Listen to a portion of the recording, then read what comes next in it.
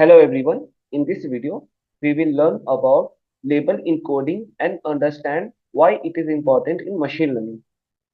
Many machine learning algorithms cannot work directly with text values such as male, female, yes or no, and like that. So, model require numerical input and label encoding helps to convert categorical data into numbers.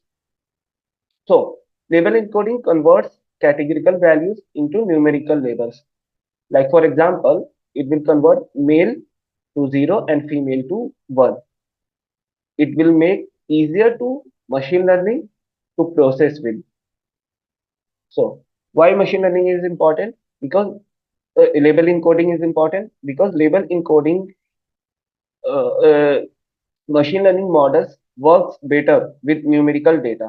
It converts categorical information into usable values and it reduces complexity in data preprocessing. It also improves efficiency when we are going to do model training. So here is some examples. Like here, if here we have taken a data of gender, we can run it. So we can see here we have genders data. I have created a example data here and gender have male, female, and then I have created a data with pandas here. Let's print it. So we can check here. Here male is given, female is given, and then we are applying label encoding. You can check here. Okay, yeah. So if you can check here, it will convert text values into numbers, and we can check here.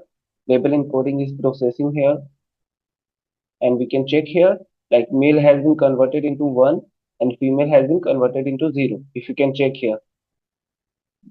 So female actually it follows the process of alphabetical orders. So female is starting with F, M, and M, male is starting with M. So that's why female has been converted into 0 and male has been converted into 1.